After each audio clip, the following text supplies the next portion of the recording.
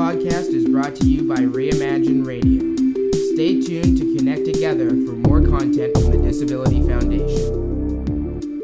My name's Graham Wyman, the program coordinator with the Vancouver Adapted Music Society.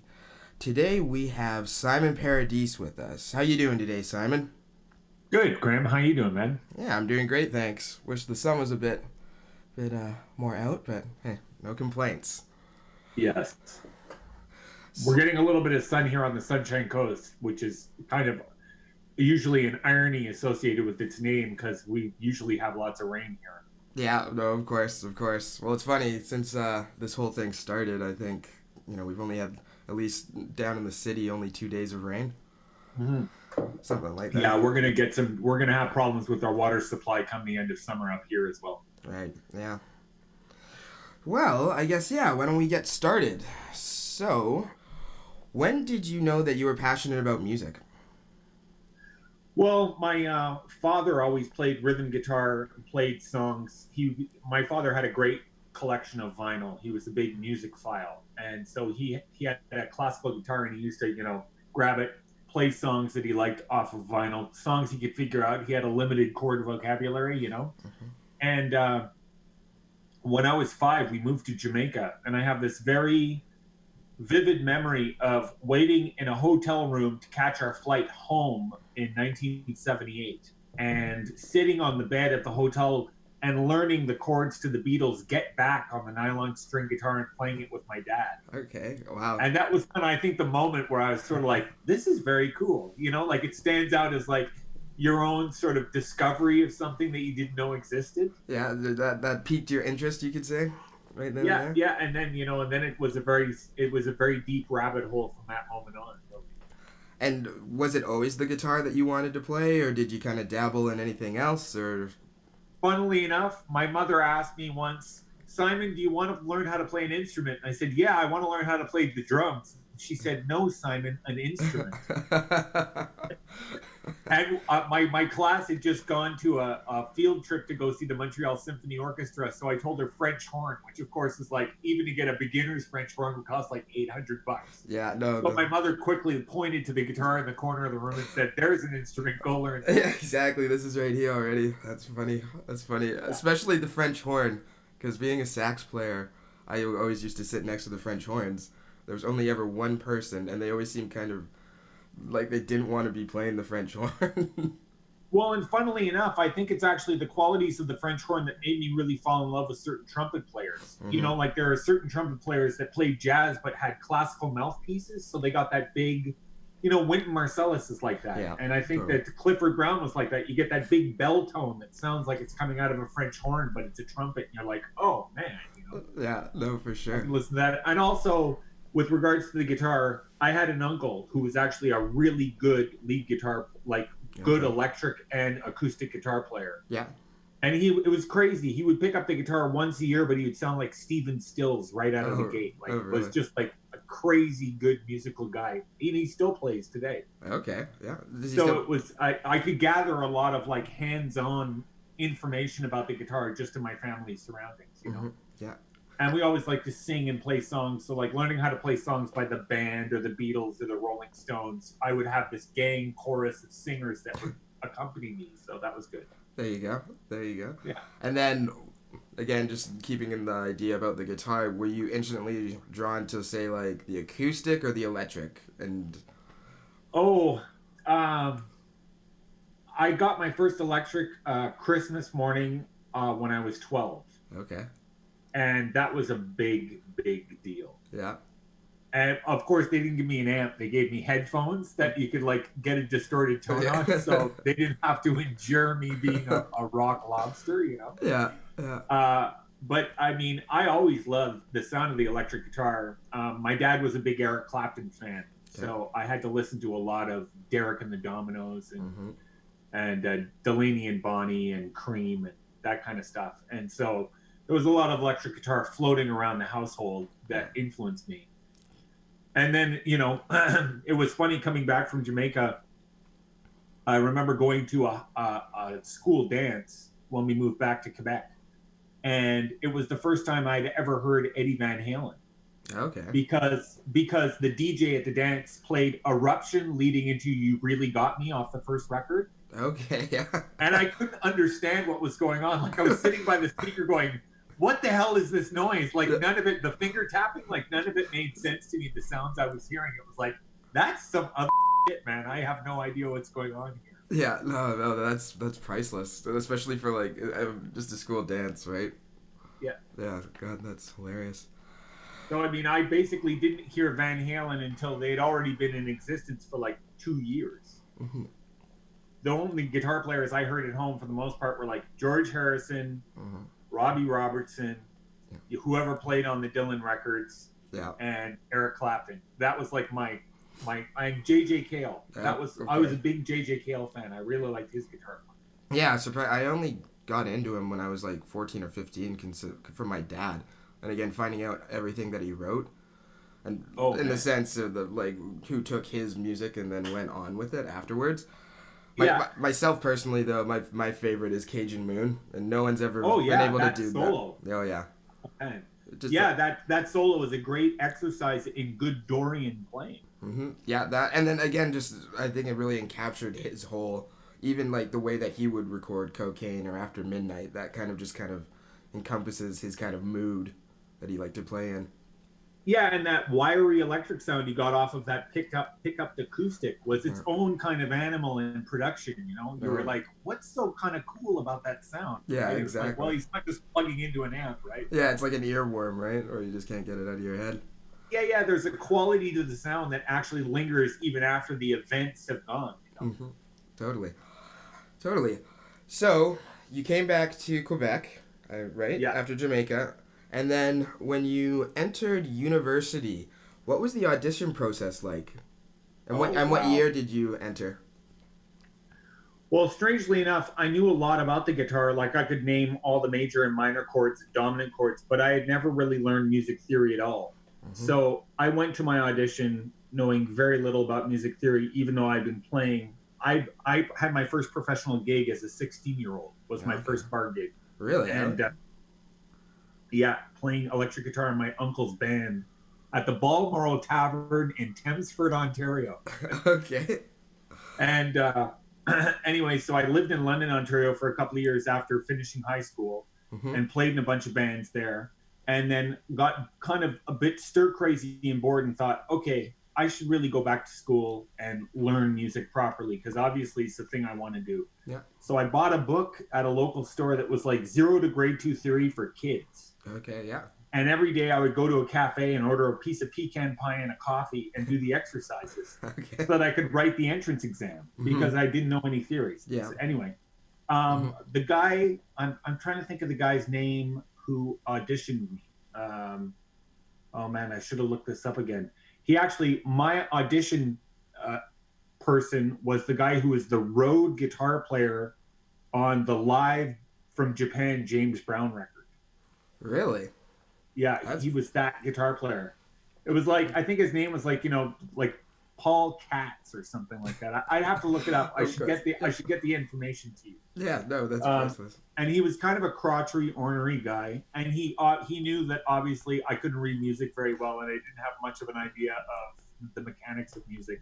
Yeah. And he kind of set me straight. He was like, while you're here, you're gonna have to take history courses and harmony courses. It's not all about playing the guitar. There's other going on. And I was like, yeah. And the reason I chose Concordia in Montreal is because you got a diploma with it. Like you actually got an undergraduate diploma. Yeah. Whereas the other places that I auditioned at, I only auditioned at one other place in Hamilton.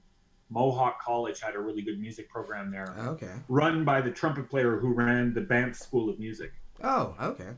Gotcha. And they had a single day audition process. You just go to the town, you write an exam, you play with somebody, and they tell you the same day if you're in or not. Okay, well that's a nice way to know if you're in. Yeah, but I had a headache the entire time I was there because Hamilton smelled so bad. It was like it had this like factory pollution thing that kind of gave me this low level headache while I was there. Gotcha. Probably the stress of having to audition as well gave me a headache. But yeah. Anyway, when I got accepted to Concordia, I decided that's where I go to school because the diploma would be worth more on the other end of it than, say, just a certificate from a college. Totally. Okay. Yeah. No, and that makes the most sense. But it was a freaky process, you know. I learned a jazz standard that I played a chord melody for, and then I also played a Mississippi John Hurt fingerpicking tune called Sliding Delta. Okay. Yeah. Just to show that I had some dexterity in my right hand. Yeah.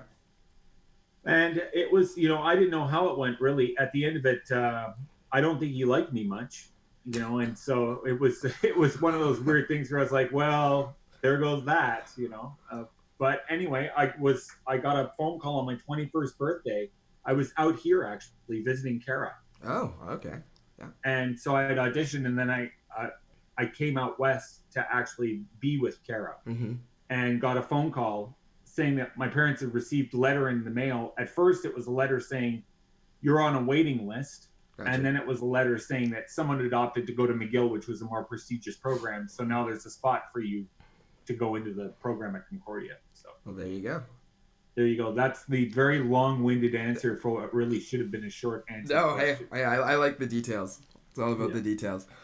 And so what, in your time there, what would you say was probably the most beneficial thing that you learned? I know you said like you wanted to go for the music theory, but and I mean, it's hard to take your whole experience and bring it down into a few points, but what right. do you really feel you gained when you went to Concordia?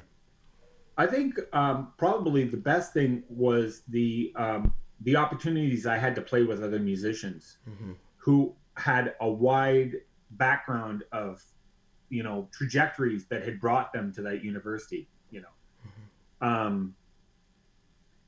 you know, I had a band there that we formed in the school, and we played some gigs in Montreal while we were there, and that was really important to be able to, like, you know, play with other musicians my age that were also striving for a degree. Yeah.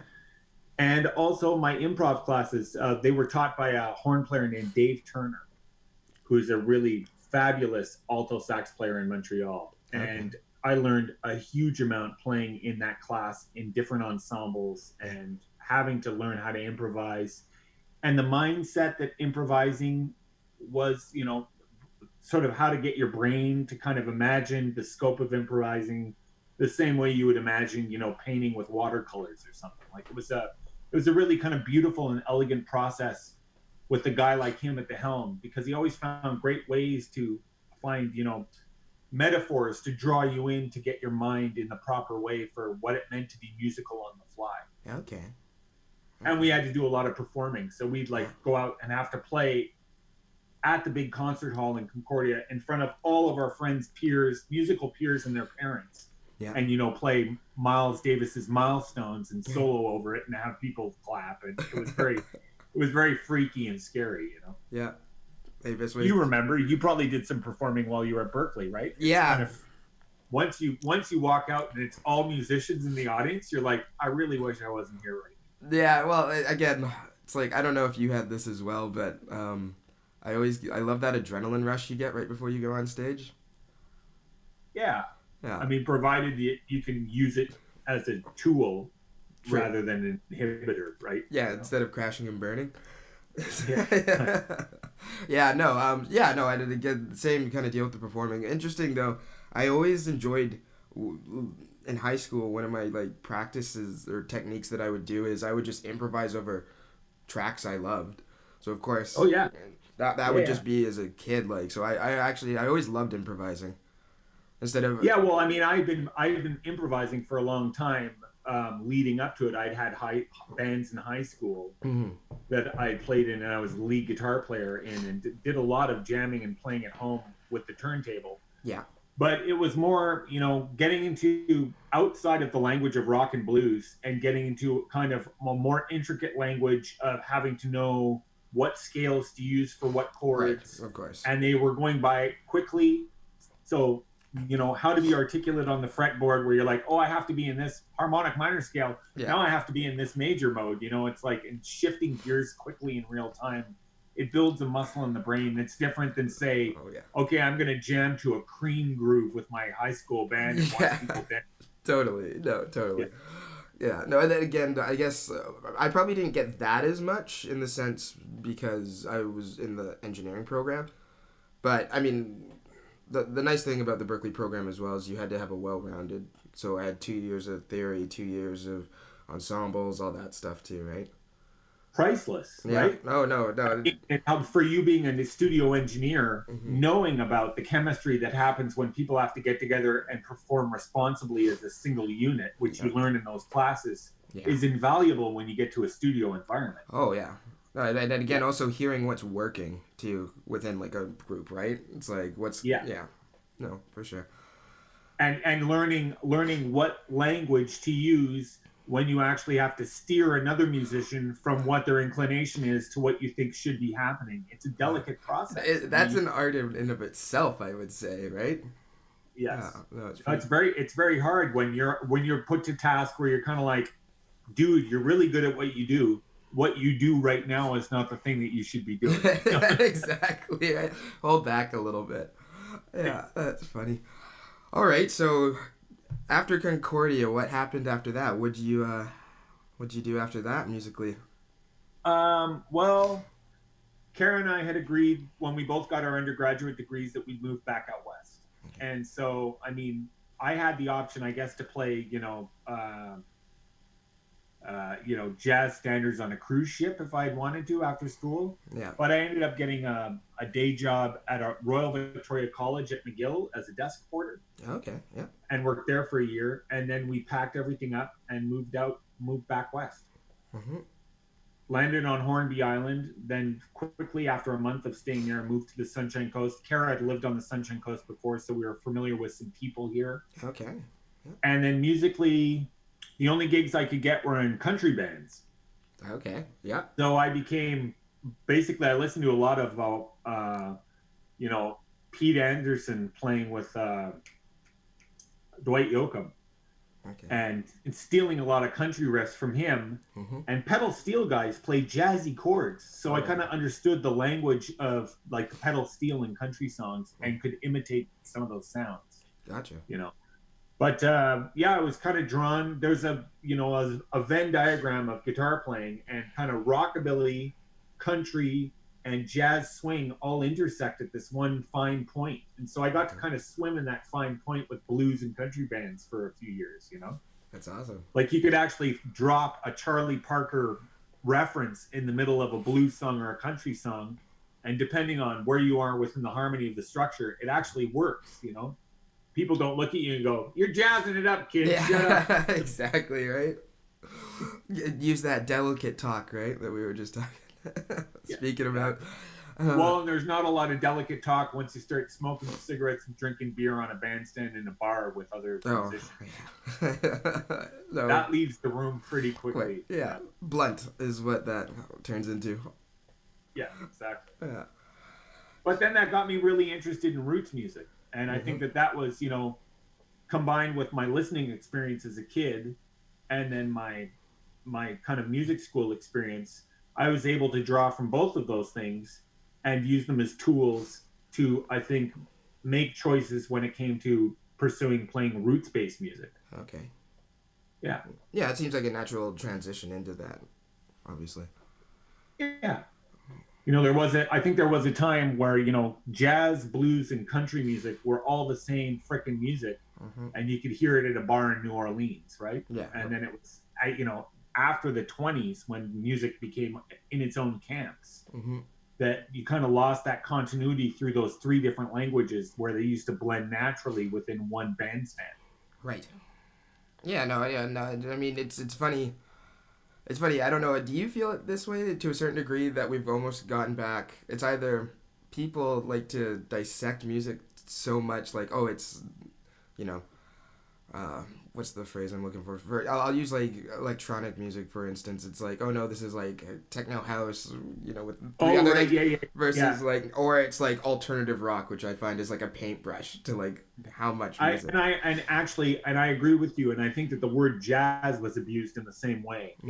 Like for me, there are distinct periods that I look at as jazz, and then there are other periods where I call them something else. Yeah. And a lot of that has to do with how much the industry is driven by journalism. You know, I That think makes that total sense. I think that the importance of having kind of journalism be the tip of the spear with regards to the marketplace of like what's cool, what's in fashion, Yeah. who's really good, who's not so good. Like Yeah. that seems to be the rubric by which a lot of people measure what's going on in the music business. So unfortunately, it means that, you know, this hyper articulation, like you were saying about electronica, where it's like, man, that's, you know, that's North Africa, that's Nigerian one dub, or you Yeah, know, like exactly. there's like 10 gabillion categories. And within those how far can you take a microscope down to dissect it, right? Yeah, like yeah, if you go to one rave in you know some outskirt neighborhood in London, England, Yeah. one bar on one side of the street is playing some kind of music described by one person as what, and you cross the street and it's a totally different descriptor, you know. Yeah, yeah. No, it's funny. Hey, well, I guess beautiful thing about it, it's ever growing and subjective. Yeah. Very subjective. So, your partner Kara wrote a memoir called Fallen, which is a biography on her and your experience during your accident. Would you mind briefly telling us about that experience? Like my experience with my accident? Yeah, sorry, and just and kind of I guess this kind of question leads up to how I think you kind of to a certain degree got involved with VAMS as well. Right. Yeah. Well, because I was a musician, of course, I had to have a day job. Mm-hmm. So I worked construction. I built architecturally designed houses for very wealthy clients, and was lucky enough to work with fabulous carpenters in a really good company. Unfortunately, one day where I was working, I fell off a piece of unsecured scaffold and landed on my head and my spine on some flagstone and severed my spine and got a brain injury. And ended up now I'm a paraplegic and had to rehab at GF Strong.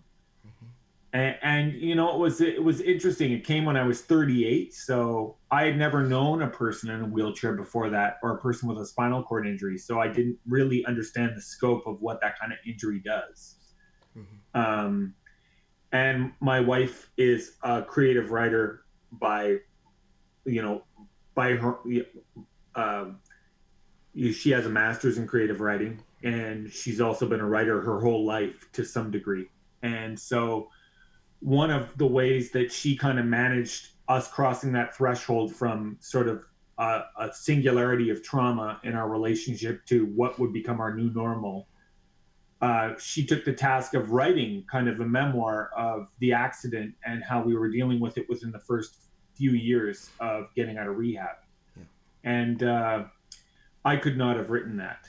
And as I like to say, the art of that book really is in the writing of the book, and any fool can fall off a ladder.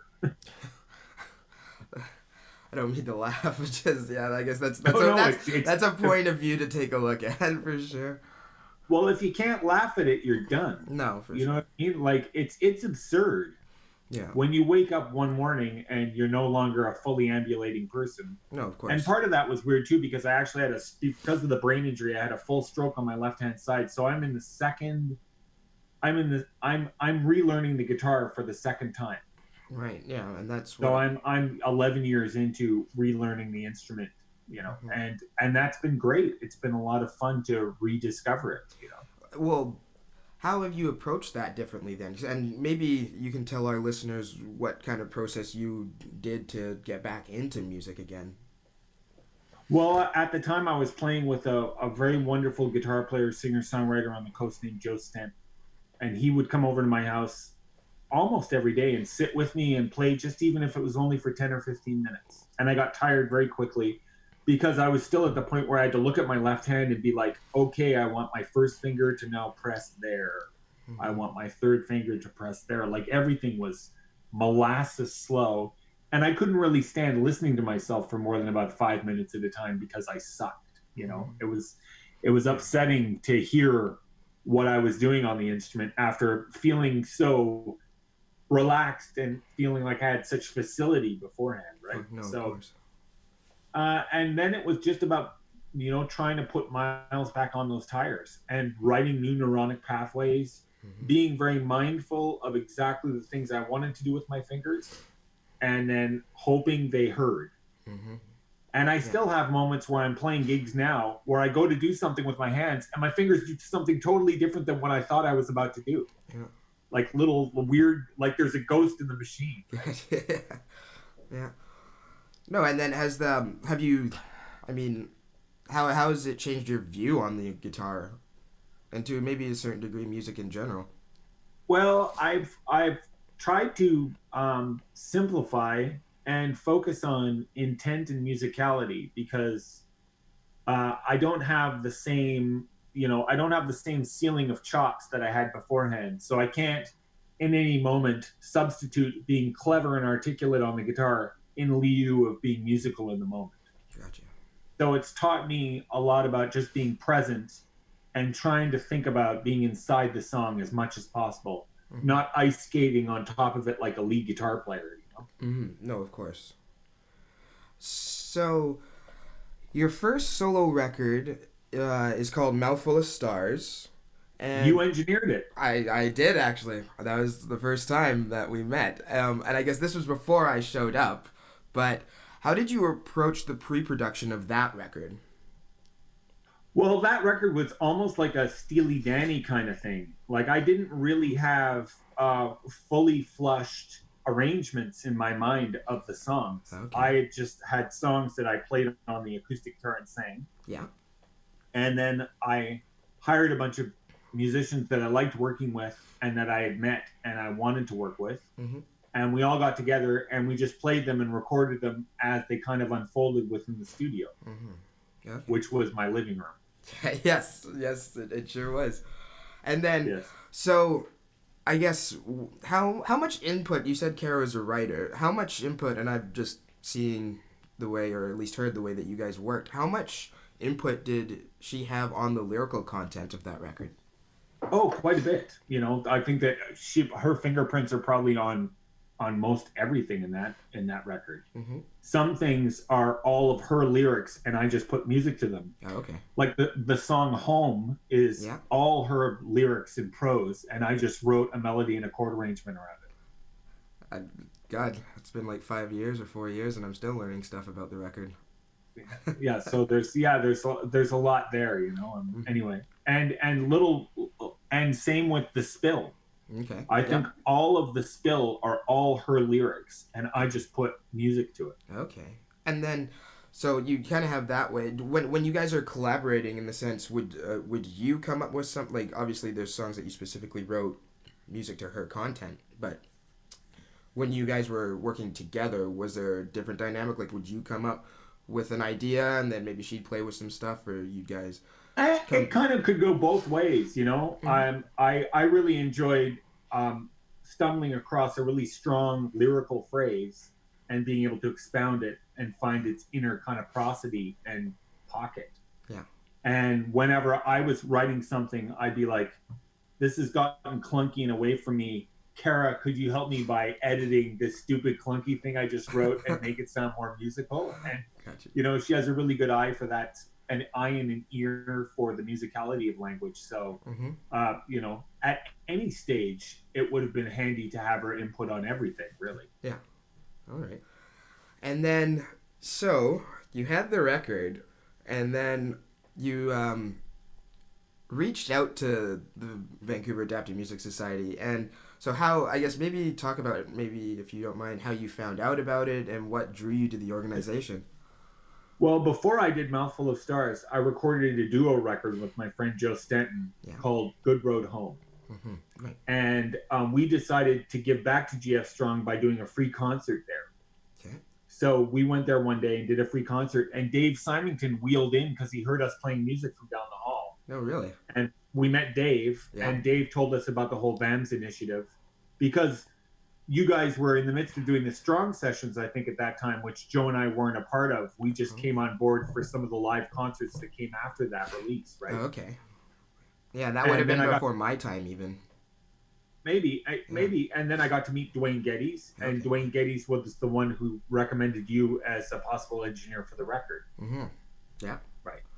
Yeah. So it was basically through Dave that I got to be a part of some of the VAMS things leading up to starting a relationship with you, which I think we met on the phone, really. And then the first time we met was when you agreed to come live at my house without knowing what kind of music I even played. It could have been, like I said before, it could have been like a death metal Christian record. Yes. No, I don't remember the full conversation, but I remember I think you called me and I answered, and again I think it was probably a 10-minute conversation where basically I was like, sure, I'll come up and record your record, having no idea. Like, first of all, like, I hadn't been up to the Sunshine Coast in God knows how long, like, before, because I'd been away at school for 5 years, so it must have been in high school sometime. So it was just funny, like, not even knowing, like, what ferry to get on to come up. Right, yeah, no, and we met in the rain at Ray Fulber's studio because we had to raid his studio for mics and stuff. Yeah, that was even because he's got a kind of tricky a tricky driveway because it's right off the highway and then you're kind of right down into it, and then and it's all dirt, that road that leads down to their place. That was funny. Just sniping gear. Yeah, right. Yeah, and then and again, having no idea. I don't think we really talked about the space or the style of music or anything. Like it was a real blind date. Looking back on it now, I would have totally done things way differently, or like I did actually use that as a learning experience. Like, like there are certain questions you would ask in the future. Yeah, well, yeah, totally, right. And again, I think it came down to you and Paul, though, had to a certain degree, a clear vision. Like, things changed on the fly when we were recording. But you and Paul seem to have a really good working relationship, in the sense, on that record at least, I found. Yeah, it was great that I got to meet Paul through playing with Joe Denham, and that we'd done a studio session together on the Joe Denham record, and we obviously shared a common inclination. Certain things moved us. He was a far more advanced player technically on the instrument, but we had very similar spots where we met, and so I figured, and I love pedal steel, of course, and I love his guitar playing, so it was just natural. It's like, I loved his inclinations, his aesthetic, and the way his brain worked. This really sharp, quick mind, and he's a funny guy to have in the room. Oh yeah, yes, that is true. Well, it's funny too because I remember those sessions very fondly because we had the first 2 weeks, or it was like a week and a half or something, right? Yeah, it was like 10 days. Yeah, and then you came back for a mixing intensive, right? Yeah, which was the week, right? Well, it wasn't. Well, not only the mixing, but we were doing overdubs because that's when Walter came in, right? And then Paul was doing a lot more stuff after the fact. Yeah, and I was laying multiple vocal tracks on there that we could decide upon using and stuff like that. Yeah. No, that was as I said, just having no idea how well it turned out. I know, it could have been like a solo penny whistle record. Exactly, and that was the first record that I'd actually recorded since leaving Berkeley. So that was another cool. Yeah, so that was another cool thing. Yeah, no, it was great meeting your dad through that as well. Like when we, where did we meet? It was the lobby of one of the concerts for VAMS. Yeah, that would have been. It was probably it probably would have been the Roundhouse, probably, right? No, it wasn't the Roundhouse. It was the one downtown that was the part of the college campus for Simon Fraser. SFU Woodwards. Yeah, okay. It was that one. Yeah, I think that was actually a Strong Sessions, wasn't it? Yeah, I think so. And and we played with Joe and I played with Dustin and Kendall. Yeah, right. Yeah. And Paul showed up and drank a bunch of beer backstage. That's so funny. And then the other last thing I'll mention about this, but the crazy thing too was I think it was the second weekend when it was just you, Paul and I were staying with you and Kara, and of course Chica. And Chica. It was priceless because remember Paul and I started talking, and I don't know how we got on to talking about. I think we were talking about Garth Richardson because remember Paul used to play with him a bit, and then Garth Hudson. Sorry, not Richardson. Yeah, Hudson. And basically, I found out that Paul and my buddy Zach from Berkeley, like a really good friend of mine, had gone on tour together. Nice. Yeah. Do you vaguely remember that or? No, I don't No. remember that conversation. Right. I do remember him characterizing Garth Hudson as being the kind of guy you'd see in a mall where you'd want to go up and ask him if there's anyone you should call. Oh, right, right. And then he told me that he once opened Garth Hudson's trunk to find the masters of the Bob Dylan in the Basement tapes. Right. Sitting there unprotected, covered with mold and moisture. Oh god. Well, yeah, different mentality, right? Yeah. That's funny. Anyway, it's strange, you know? Yeah. Yeah, no, yeah. So, I guess after recording that, actually, one song you mentioned, and we'll play it after, or I'll edit it in here, but why don't you tell our listeners a little bit about Wheelchair Blues? Because, I mean, it's funny, I was telling someone, I think maybe Dave, but it's funny, like, I hear the name of that, and I can automatically hear the lyrics, like, just start in my head, because it's obviously, Nice. It starts off with you right away, singing.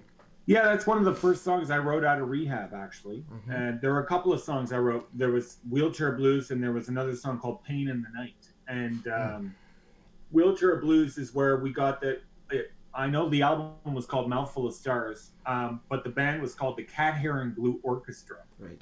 And the lyrics Cat Hair and Glue came from the Wheelchair Blues song. Yeah. Yeah. And it was more about, you know, just trying to come to terms with whatever the new normal is. Mm-hmm.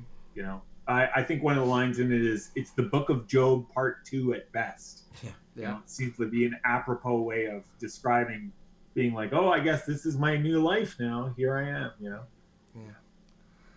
You know, using music as like a cathartic process for internalizing some of the things that had happened. Because when you have an accident like that, it happens quickly, and it actually takes you, your brain, and your life a period of time to catch up to what is actually manifest, you know? No, of course. Yeah, no, not a simple process, obviously. Well, the thing is that there's only kind of one way through it. Mm-hmm. And luckily enough, I got to write some songs as well, which helped me kind of, I think, enrich the process, you know? Mm-hmm. Well, and I've always found music to a certain degree can be such a therapeutic device. Yeah. Yeah. Well, and I mean, I don't know if music alone would have done it were I not in a partnership with a fabulous person who's my best friend. Like, I honestly, moving through the experience has everything to do with the fact that I live with an incredible person who's really supportive and smart and makes me look and feel good even despite my own foibles, you know? So anyway, the music's kind of the icing on that cake. Is this a joke? Is this a test? It's the Book of Job Part 2 at best. No reason, no rhyme. Lord, I need a sign. I ain't gonna lie to you. I love you once, mama. I love you twice. Please heed my advice. My smile is sometimes untrue. I ain't gonna lie to you. I don't jump up and down. Yeah, I don't dance. I think a grown man has just messed his pants. Things seem at ease. It's all cat hair and glue. I ain't gonna lie to you. No face, no bullshit mask. The truth is all part of the task. Please don't let it scare you away from me too.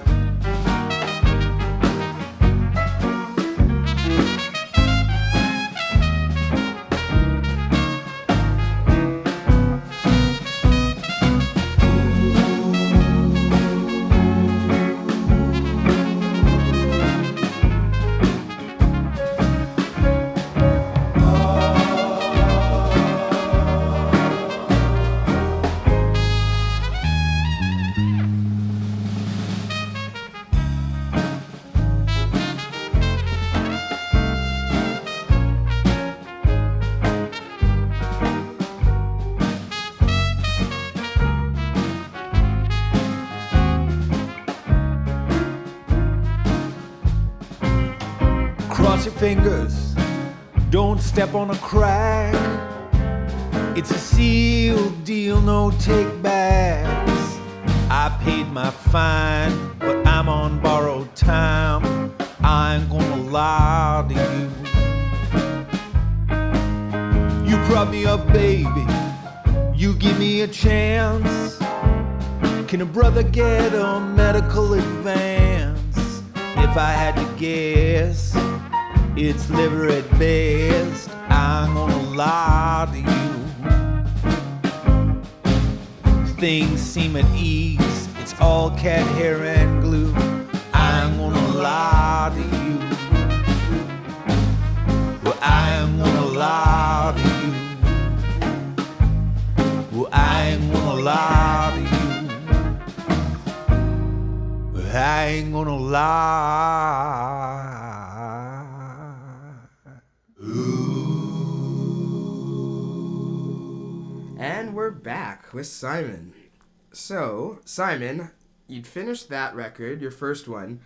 How quickly did you start writing Farm Team? And when, what having taken what you learned with your first solo record, how did you approach the pre-production and writing of the second?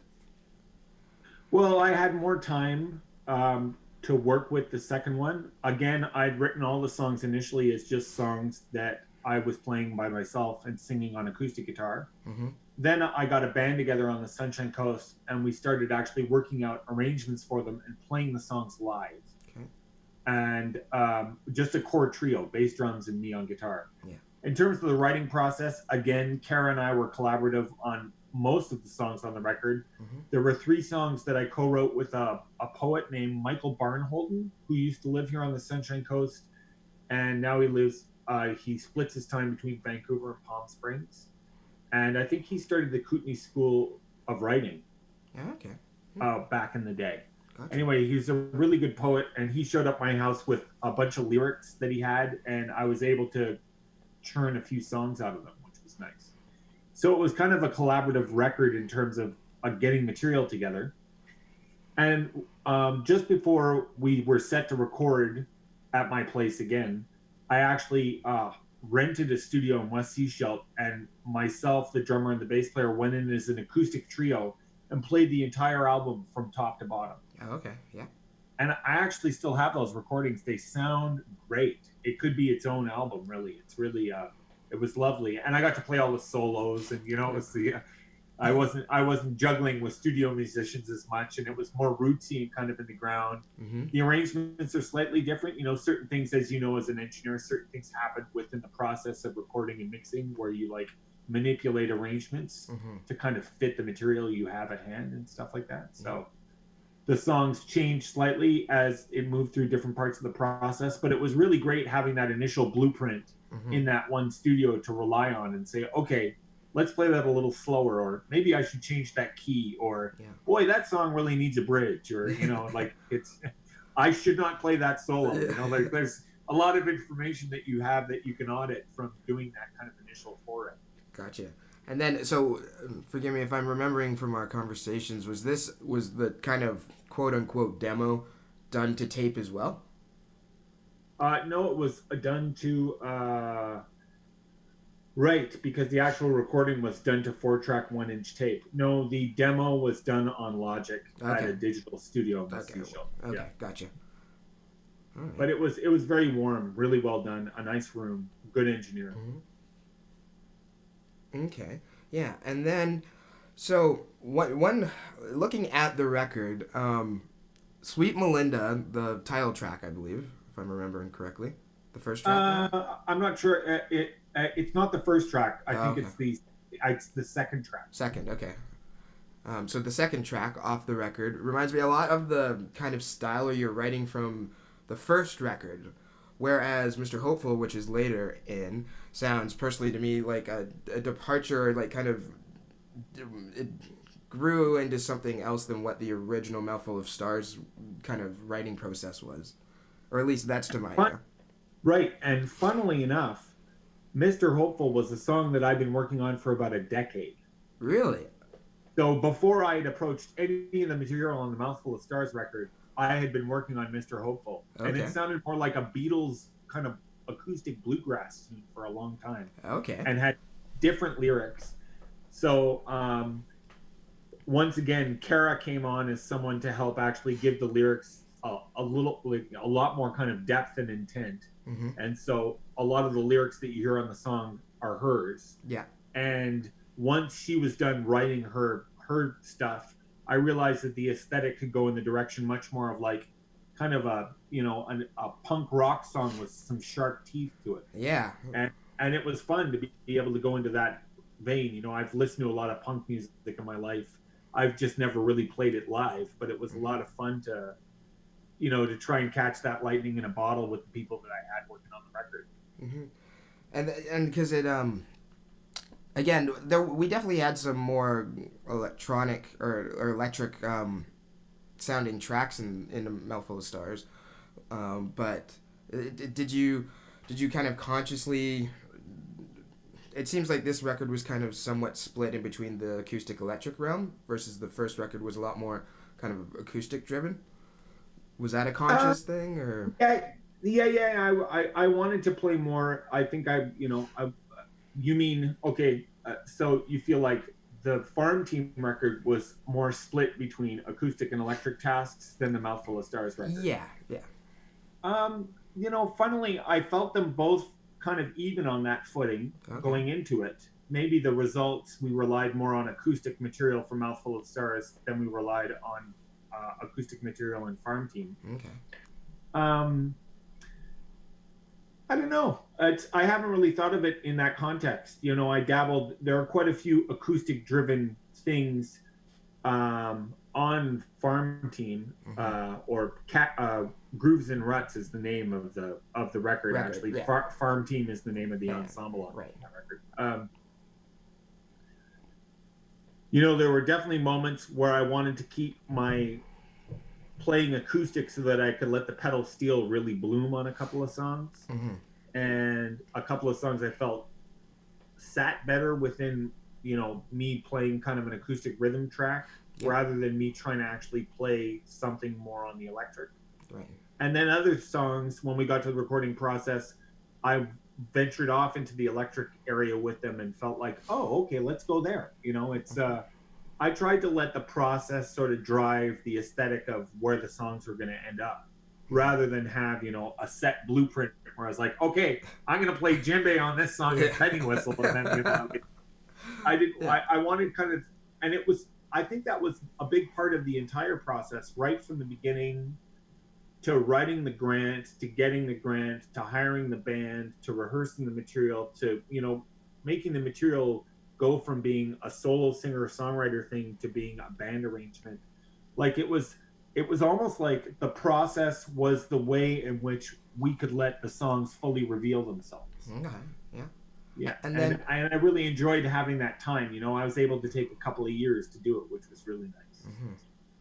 And then, so you mentioned the pedal steel, because if I'm remembering this correctly, you did bring Paul Rigby back to produce this one as well? Yeah, he's a co-producer on the record, and he and Jay Johnson, the drummer, who also was the fellow that had the 1-inch 4-track. Yeah. I would say that Jay was kind of the number one co-producer, and Paul would be the co-producer. Gotcha.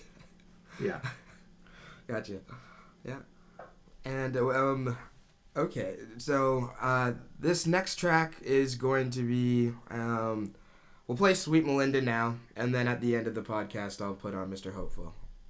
Yeah, that's got a quarantine reference, so that'll be kind of cool for the time. Yeah, there we go. All right, so this is Sweet Melinda.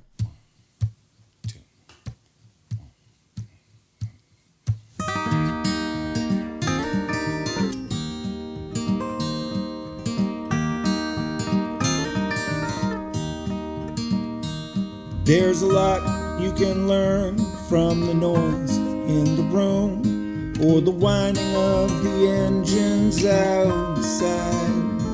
There's a lot you will hear, who's to blame, who to fear, someone will try to take you for a ride.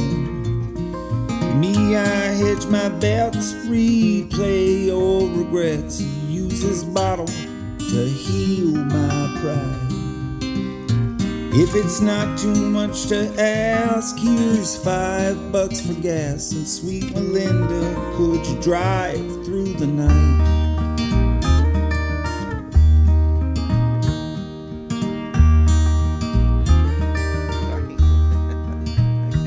Every county has a line drawn over time.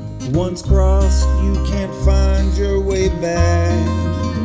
You will either grow up sure and strong, or you find before too long you're just a lot of everything you lack. There's no easy plan, we're all doing what we can, hoping in time some things might last. Well, I could have made it big had I just worn the wig, and sweet Melinda, it goes so fast.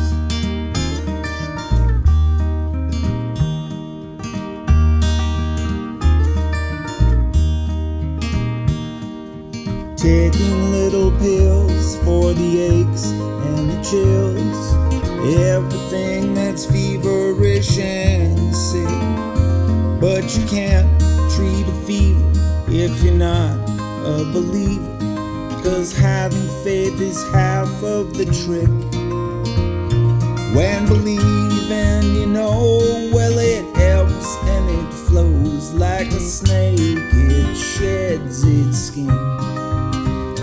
I thought it would be better if I put it in a letter. Sweet Melinda, show me how to begin.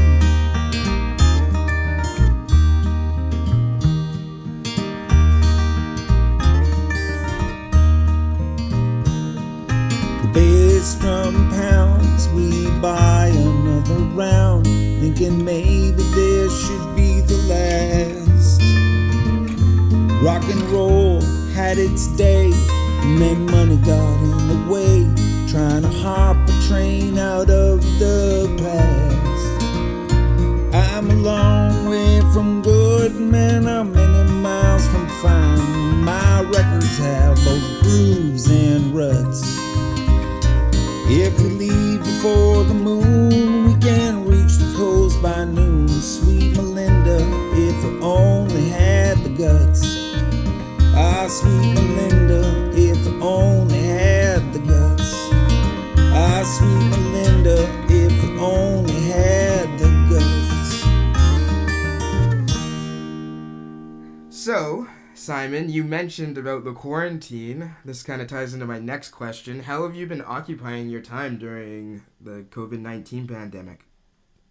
Well, a handful of things. As the result of my injury, I suffer a lot from chronic pain, so I'm trying to work on some contingencies, some meditation, some mild movement. I've been trying to get into Qigong as just ways that I can reduce the amount of pain that I'm suffering throughout the day and rely less on medication, because that's a drag.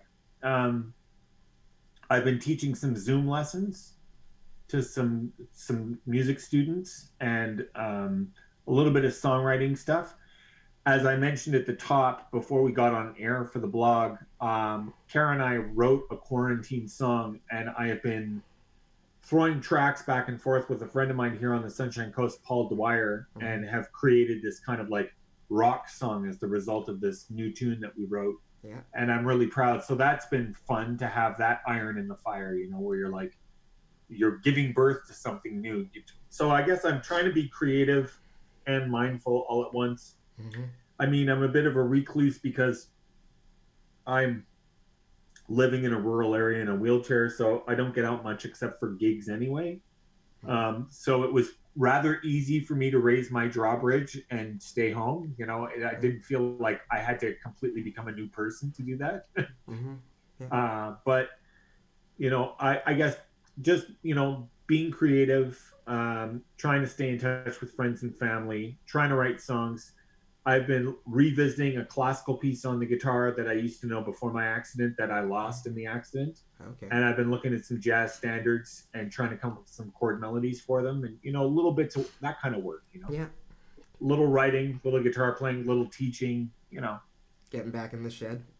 A mixed bag. Yeah, exactly. Yeah, you know what it's like. You're also hung up in your own way, right? Yeah, no, for sure. It's like you're doing this blog. That's one way you're getting through the quarantine. Yeah, no, this is a nice little pivot. It's not pushing my boundaries. That's not the right phrase, but it's expanding. Started your radio career, Corinne. Yeah, exactly, right? Exactly. Another thing that you have been doing is the Sunshine Coast Quarantine Concert Series. Yeah, I've been calling it the Coastal Home Companion, and every day at 4:00 I go on Facebook Live and I play 3 or 4 songs to a group of people that show up unbeknownst to me and listen for 15-20 minutes while I do that.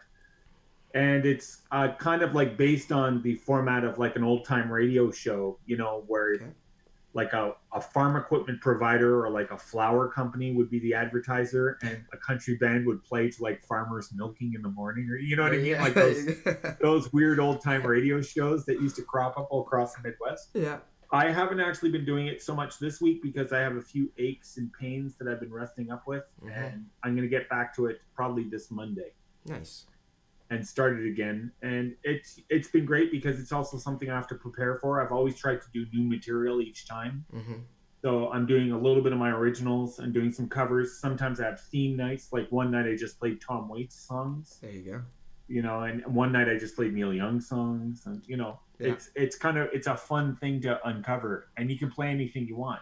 You can play Frank Zappa if you Yeah.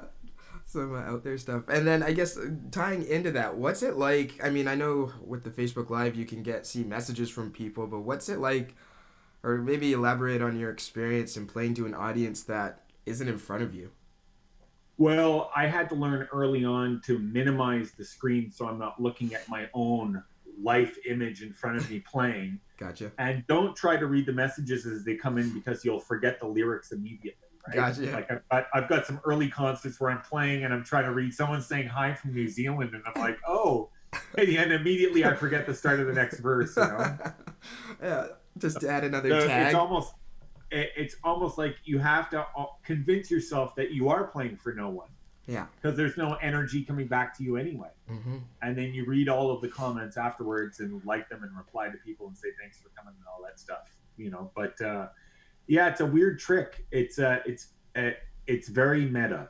Yeah. It's a whole new way of looking at art and performing. And as a musician, when you don't have that energy coming back at you like you do when you're playing in a bar or a restaurant, music is a very different thing.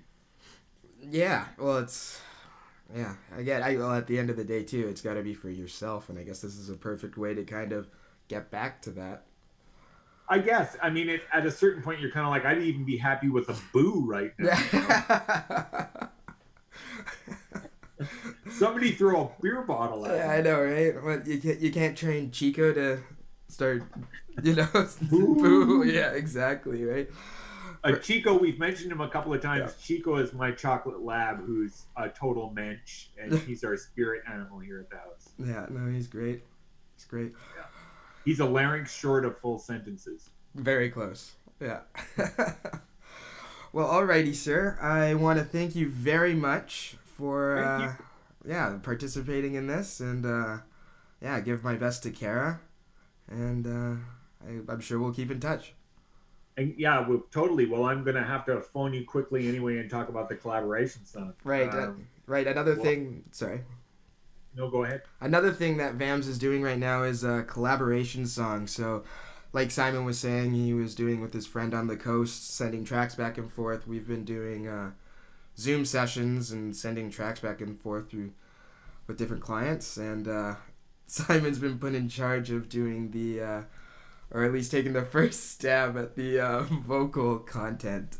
So, me having written the initial background for the piece and Simon coming with that, we may have to change a few things. Lord help us all. I know, right? Alrighty, Yeah. sir. You take care. Okay, man. You take care, man.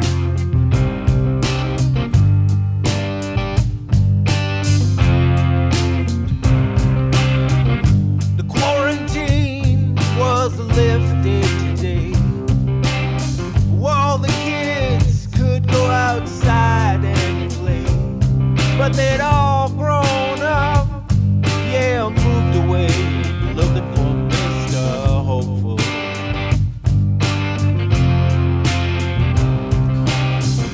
You see them uptown in their automatic shoes, patented handshakes, pythons smooth, all tooth and lapels, popping pills and soothe the memory of Mr. Hopeful.